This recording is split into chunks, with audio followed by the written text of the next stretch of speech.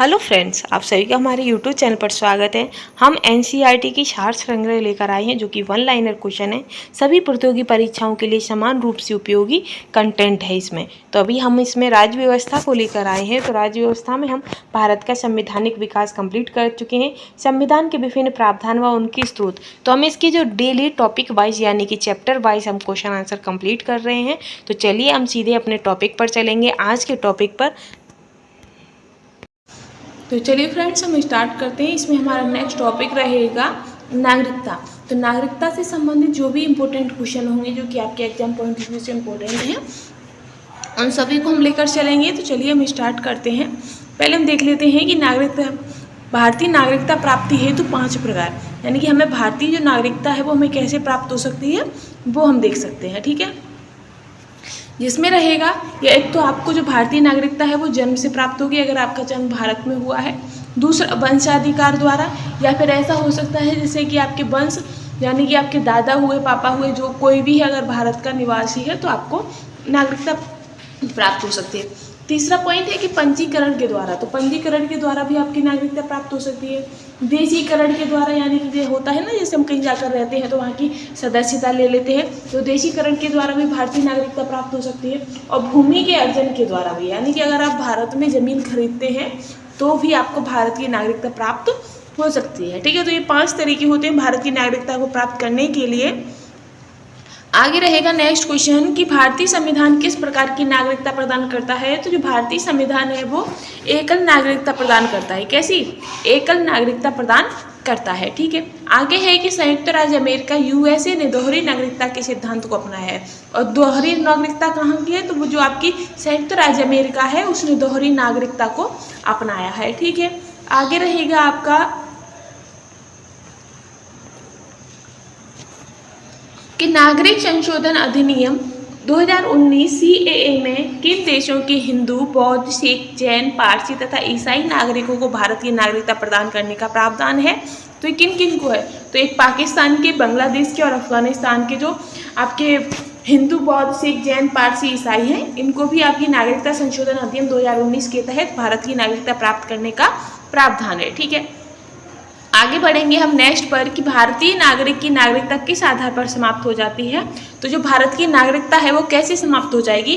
अगर आप भारत का परित्याग कर देते हो या परशवान कर दो, यानी कि भारत छोड़कर कहीं और रहने चले जाते हो, या वंचना के आधार पर भी आपकी जो भारत की नागरिकता है उसे नष्ट कर दिया जा सकता है या समाप्त कर दिया जा सकता है। ठीक है, आगे रहेगा आपका कि भारत से बाहर लगातार कितने वर्षों तक रहने पर भारतीय नागरिकता समाप्त हो जाती है। अगर आप भारत से बाहर 7 वर्षों से लगातार बाहर हो और इंडिया में आपने प्रवेश नहीं किया है तो आपकी भारत की नागरिकता को समाप्त कर दिया जाएगा। ठीक है, आगे रहेगा कि प्रवासी भारतीय दिवस कितने समय अंतराल पर मनाया जाता है।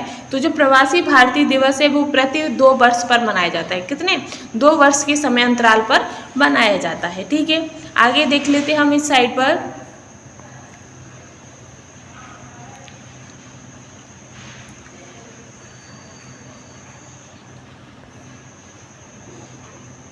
अब ये है कि नागरिकता से संबंधित जो प्रमुख अनुच्छेद हैं उनके बारे में है। तो अनुच्छेद जो 5 है उसमें दिया गया है कि संविधान लागू होने के समय नागरिकता।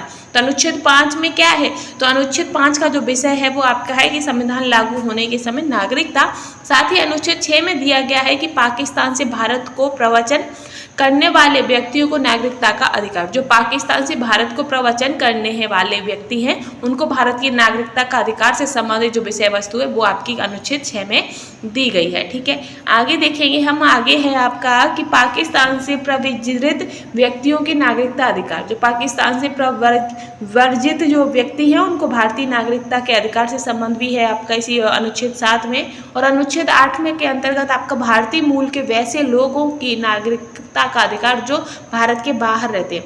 कुछ ऐसे मूल भारतीय जिनका जो भारत के बाहर रहते हैं और उन्हें भारत की नागरिकता भी उन्हें प्राप्त है, तो ऐसे लोगों को भी आपका जो जो क्या कहते हैं, ये अनुच्छेद 8 के अंतर्गत आता है। ठीक है, अब है कि अनुच्छेद 9, तो अनुच्छेद 9 के अंतर्गत आता है कि जिस व्यक्ति ने स्वेच्छा से विदेशी नागरिकता प्राप्त कर ली है उसकी भारतीय नागरिकता समाप्त मान ली जाएगी। यानी कि कोई व्यक्ति ऐसा है जो भारत से विदेश चला गया है और उसने वहीं की नागरिकता प्राप्त कर ली है तो उसकी भारत की नागरिकता समाप्त मान ली जाएगी। ठीक है, आगे रहेगा आपका कि नागरिकता संबंधी अधिकारों में निरंतरता, तो ये आपका अनुच्छेद 10 के अंतर्गत आता है। 11वां अनुच्छेद है कि संसद द्वारा कानून बनाकर नागरिकता अधिकारों का नियमन करना, ये अनुच्छेद 11 के अंतर्गत आता है। ठीक है, आगे है कि लक्ष्मीमल सिंघवी समिति किससे संबंधित है, तो जो लक्ष्मीमल सिंघवी समिति है वो आपकी दोहरी नागरिकता से संबंधित है। कैसी? दोहरी नागरिकता से संबंधित है। ठीक है, आगे है कि किसी व्यक्ति द्वारा भारतीय बैंकों में धन जमा करके भारत की नागरिकता प्राप्त नहीं की जा सकती। अगर आप ये सोचते हो कि भारत की नागरिकता में, भारत की बैंक में अगर रुपए हम जमा करते हैं या खाता बनवाते हैं तो हमें भारत की नागरिकता प्राप्त हो जाएगी, तो ऐसा बिल्कुल भी नहीं है। ठीक है, आगे है कि भारतीय संविधान में एकल नागरिकता का प्रावधान किस देश से लिया गया था, तो जो एकल नागरिकता का जो प्रावधान था वो भारत में ब्रिटेन से लिया गया है। ठीक है, नेक्स्ट है कि भारतीय मूल के व्यक्ति का आधार कार्ड भारत में नहीं खरीदा जा सकता, तो जो भारतीय मूल के जो व्यक्ति हैं वो आधार कार्ड भारत में नहीं खरीदा जा सकता, तो किसका? कृषि भूमि का। ठीक है, अभी आपके कुछ कार्ड धारकों से संबंधित आपका है जिसमें दिया है तुलना है। ठीक है, इसे भी हम पूरा देख लेंगे डिटेल में।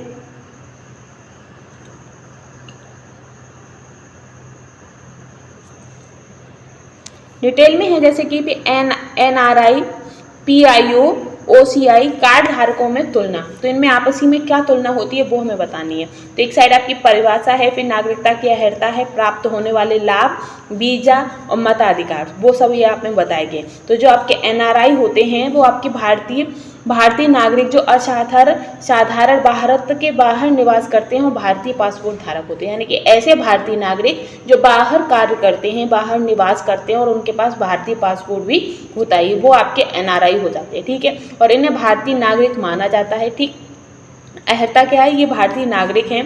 साथ ही इन्हें सभी लाभ जो सामान्य भारतीय नागरिकों को प्राप्त होते हैं वो सभी NRIयों को भी प्राप्त होते हैं। लेकिन इनका वीजा बनता है तो वीजा नहीं बनता है। ये मताधिकार के होते हैं, अधिकार होता है इन्हें, तो इन्हें मत यानी कि वोट देने का अधिकार भी होता है आपके NRIयों के पास। ठीक है, अब है भारतीय मूल के व्यक्ति यानी कि PIO, तो ये क्या होते हैं? ये स्वयं या उसका कोई पूर्वज भारतीय नागरिक रहा हो, वह वर्तमान में अन्य देश की नागरिकता प्राप्त हो, जिसका पासपोर्ट धारक है। यानी कि PIO वो होते हैं जो उनके वंशज होते हैं। जैसे कि कुछ लोग हैं जिनके माँ बाप हैं वो भारत में ही रहते हैं, लेकिन जो बच्चे हैं उन्हें वो विदेश में जाकर रहते हैं, लेकिन विदेश की नागरिकता, और जो पूर्वज है उनकी भारतीय नागरिकता है, लेकिन वो वर्तमान में अन्य देश की नागरिकता लिए हैं, लेकिन भारत का भी उनके पास पासपोर्ट है, तो वो आपके कौन हो जाते हैं? PIO यानी कि भारतीय मूल के व्यक्ति हो जाते हैं।